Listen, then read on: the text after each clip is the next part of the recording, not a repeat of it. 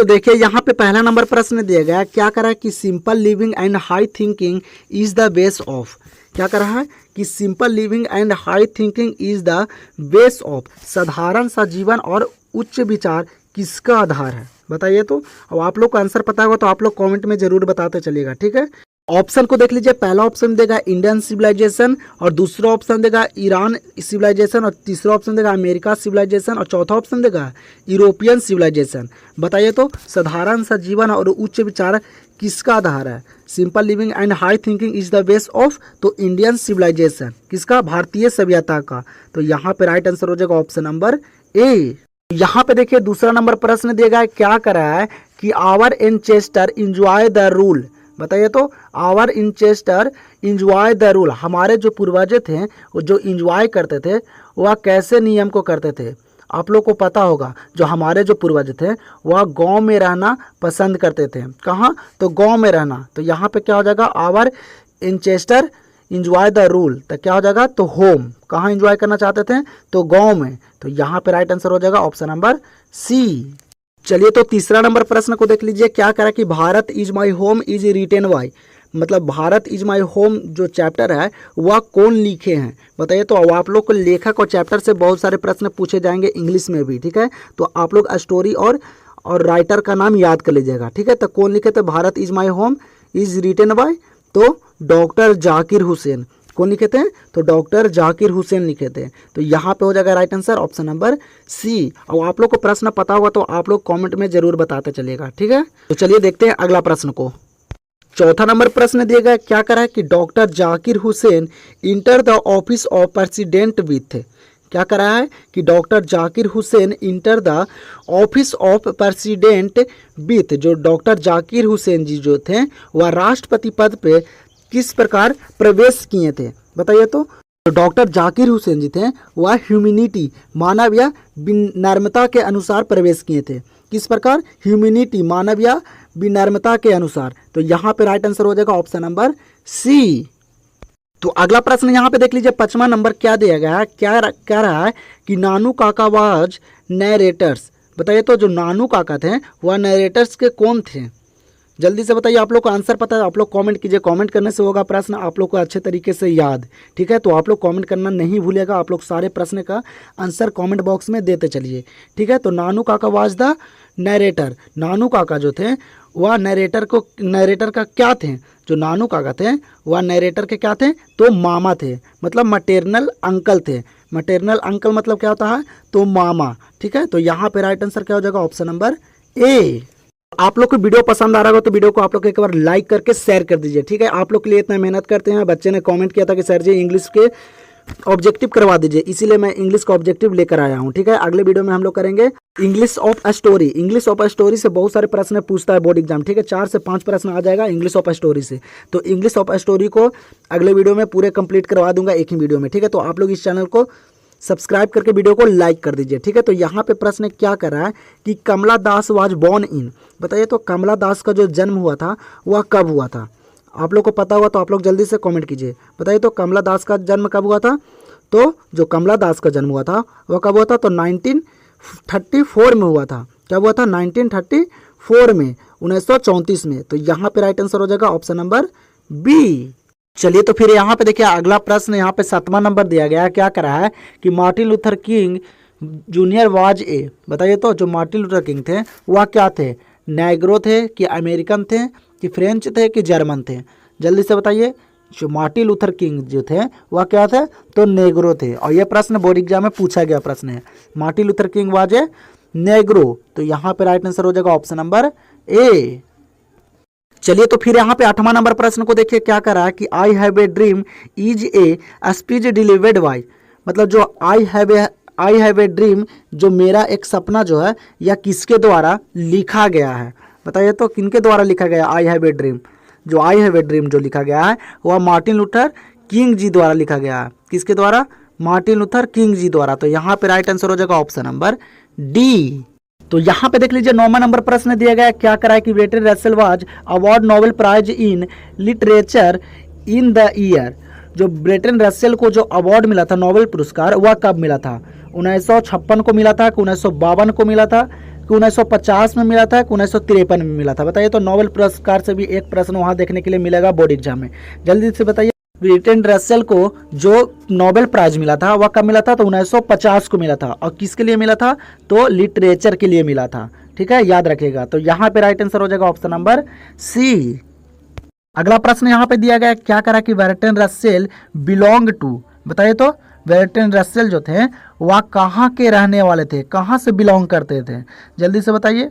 Britain से कि Ireland से कि आइसलैंड से कि जर्मनी से? जो बर्टन रसेल थे वह कहाँ से बिलोंग करते थे? तो ब्रिटेन से। कहाँ के थे? तो ब्रिटेन के। तो यहाँ पे राइट आंसर हो जाएगा ऑप्शन नंबर ए। चलिए तो फिर यहाँ पे देख लीजिए अगला प्रश्न 11 नंबर। क्या करा है कि savage was a dash dash dash years old. जो सेवी था वह कितना वर्ष का था? जल्दी से बताइए। तो ऑप्शन को यहाँ पे देख लीजिए। पहला ऑप्शन देगा 10 वर्ष का, दूसरा ऑप्शन देगा 11 वर्ष, और तीसरा ऑप्शन देगा 12 वर्ष का, और चौथा ऑप्शन देगा 13 वर्ष का। जो सीवी था वह कितना वर्ष का था? तो वह 12 वर्ष का था। कितना वर्ष का? तो 12 वर्ष का। और सेवी जो था वह एक जापानी लड़का था। कौन था? तो जापानी लड़का। तो यहाँ पे राइट आंसर क्या हो जाएगा इस प्रश्न का? Option number C. और इस वीडियो में जितना भी प्रश्न बता रहे हैं सारे प्रश्न इंपॉर्टेंट है, बोर्ड एग्जाम से रिलेटेड प्रश्न है, सारे प्रश्न VVI प्रश्न है। तो आप लोग पूरे प्रश्न को अच्छे तरीके से लास्ट तक देख लीजिएगा। ठीक है, तो यहाँ पे प्रश्न को देख लीजिए। क्या करा है कि ग्रॉड इज ए, बताइए। तो ग्रॉड जो था वह क्या था? आप लोग पढ़े होंगे, कहानी में पता चला होगा। जो ग्रॉड था वह क्या था? लौकी था। तो लौकी क्या है? तो वेजिटेबल है। क्या है? सब्जी है। ग्रॉड क्या था? तो वेजिटेबल। तो यहाँ पे राइट आंसर हो जाएगा ऑप्शन नंबर बी। तो फिर यहाँ पे अगला प्रश्न को देख लीजिए। क्या करा कि KN दारूवाला रिकवर्ड साहित्य अकादमी अवार्ड इन, बताइए। तो जो KN दारूवाला जो थे उनको जो साहित्य अकादमी पुरस्कार जो मिला था वह कब मिला था? 1983 को मिला था, 1984 को मिला था, 1985 को मिला था, 1986 को मिला था? बताइए तो आप लोग जल्दी से बताइए। आप लोग KN दारूवाला को जो साहित्य अकादमी पुरस्कार जो मिला था वह 1984 को मिला था। कब मिला था? 1984 को। तो यहाँ पे राइट आंसर हो जाएगा ऑप्शन नंबर बी। चलिए यहाँ पे अगला प्रश्न को देखिए 14 नंबर। क्या करा कि how free is the press is, बताइए। तो जो फ्री इज द प्रेस जो है वह क्या है? ऐसे है कि शॉर्ट स्टोरी है कि ड्रामा है कि फैंक्शन है? बताइए तो जल्दी से बताइए आप लोग। जो फ्री इज द प्रेस जो है वह क्या है? तो निबंध है। क्या है? एन ऐसे है। क्या है? ऐसे है, निबंध है। तो यहाँ पे राइट आंसर हो जाएगा ऑप्शन नंबर ए। यहाँ पे देख लीजिए अगला प्रश्न है। यहाँ पे क्या दिया गया है? कह रहा है कि a pinch of snuff is written by. ये पिंच ऑफ स्नैप जो लिखे हैं वह कौन लिखे हैं? ए पिंच ऑफ स्नैप का हिंदी क्या होता है? तो होता है एक चुटकी नाश। जो ये पिंच ऑफ स्नैप जो लिखे हैं वह कौन लिखे हैं? तो मनोहर मालगोनकर लिखे हैं। कौन लिखे हैं? मनोहर मालगोनकर। याद रखिएगा। अब आप लोग को बोर्ड एग्जाम में 2 से 3 प्रश्न वहाँ चैप्टर और लेखक से मिलेगा। ठीक है, तो आप लोग चैप्टर और लेखक को, राइटर को अच्छे से कंप्लीट कर लीजिए। ठीक है, तो ए पिंच ऑफ स्नैप के लेखक कौन है? कौन लिखे हैं? तो मनोहर मालगोनकर। तो यहाँ पर राइट आंसर हो जाएगा ऑप्शन नंबर सी। यहाँ पे देखिए 16 नंबर प्रश्न दिया गया। क्या करा कि गांधी जी वेंट टू चंपारण इन, बताइए। तो जो महात्मा गांधी जी जो थे वह चंपारण कब गए थे? गांधी जी वेंट टू चंपारण इन, जल्दी से बताइए। 1915 में गए थे कि 1916 में गए थे कि 1917 में गए थे कि 1918 में गए थे? गांधी जी वेंट टू चंपारण इन, जो गांधी जी जो चंपारण गए थे वह 1917 में गए थे। कब गए थे? 1917 में। तो यहाँ पे राइट आंसर हो जाएगा ऑप्शन नंबर सी।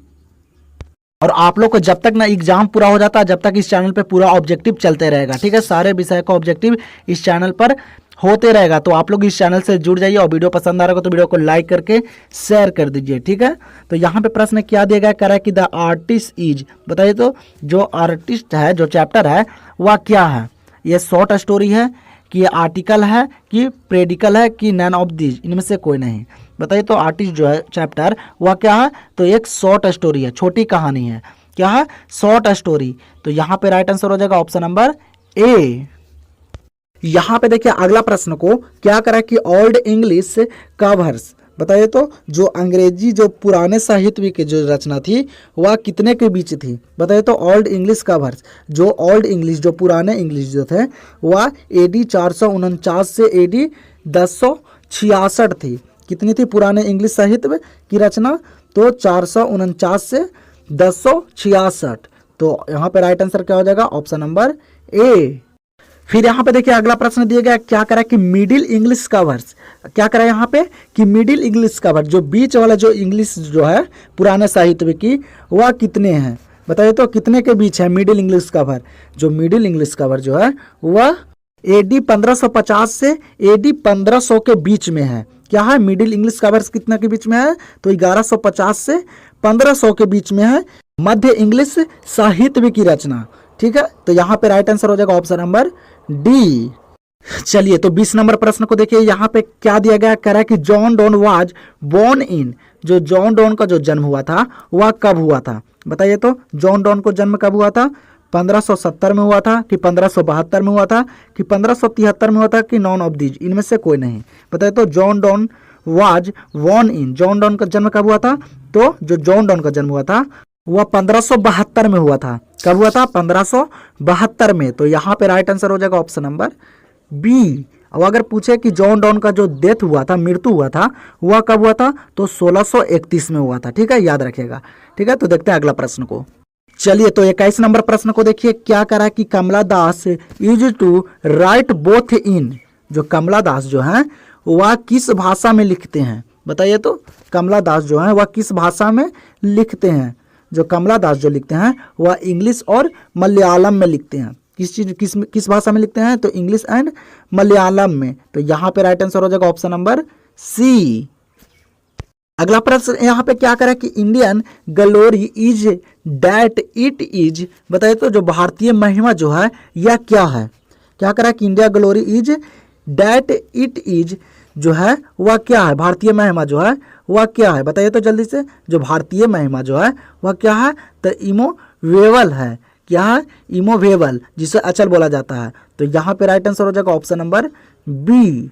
फिर यहाँ पे 23 नंबर प्रश्न को देख लीजिए, क्या करा है कि who was with the poet KKN Daruwalla, बताइए तो KKN दारूवाला जो है इनके साथ कौन थे। तो KKN दारूवाला के जो साथ थे वह कौन थे, तो हिज फादर्स, कौन थे, उनके पिताजी थे। तो यहाँ पे राइट आंसर क्या होगा, ऑप्शन नंबर बी। यहाँ पे प्रश्न दिया गया, क्या करा है कि the English from 15th century until now is called English, बताइए तो क्या करा है कि the English from 15th century until now is called English, जो 15वीं शताब्दी से लेकर अब तक की जो अंग्रेजी को कौन सा इंग्लिश कहा जाता है, बताइए तो। यही प्रश्न यहाँ पे करा है, क्या करा है कि 15वीं शताब्दी से लेकर अब तक की अंग्रेजी को कौन सा इंग्लिश कहा जाता है। जो 15th सेंचुरी जो इंग्लिश है उसे मॉडर्न इंग्लिश कहा जाता है। क्या कहा जाता है, मॉडर्न इंग्लिश। तो यहाँ पे राइट आंसर हो जाएगा ऑप्शन नंबर सी। प्रश्न यहाँ पे दिया गया, क्या करा कि Mahatma Gandhi has written the lesson, जो महात्मा गांधी जो चैप्टर लिखे हैं, जो पाठ लिखे हैं, वह कौन से पाठ लिखे हैं, बताइए तो। आप लोग के लिए यह प्रश्न है, आप लोग इस प्रश्न का आंसर जल्दी से कमेंट में कीजिए, जल्दी से लोग कमेंट कीजिए। जो महात्मा गांधी जो हैं वह कौन सा लेसन लिखे हैं, आप लोग के यहाँ पे ऑप्शन दिया गया, तो जल्दी से आप लोग कमेंट सेक्शन में आंसर दीजिए। मुझे भी पता चला कि आप लोग सेल्फ स्टडी कर रहे हैं कि नहीं कर रहे हैं। अब ज़्यादा टाइम भी नहीं है एग्जाम का, तो जल्दी से इस प्रश्न का आंसर आप लोग कमेंट बॉक्स में दीजिए, जिससे मुझे पता चले कि हाँ आप लोग भी मेहनत कर रहे हैं। ठीक है, तो हम लोग नेक्स्ट वीडियो में करेंगे और ढेर सारे प्रश्न। आज के लिए इतना ही है, तो मिलते हैं हम लोग नेक्स्ट वीडियो में। और आप लोग चैनल पर नए हैं तो चैनल को सब्सक्राइब करके वीडियो को लाइक कर लीजिए, क्योंकि एग्जाम से पहले आप लोग को सारे सिलेबस एंड सब्जेक्ट का पूरे ऑब्जेक्टिव यहाँ पे कंप्लीट कर दिया जाएगा। ठीक है, तो मिलते हैं हम लोग नेक्स्ट वीडियो में।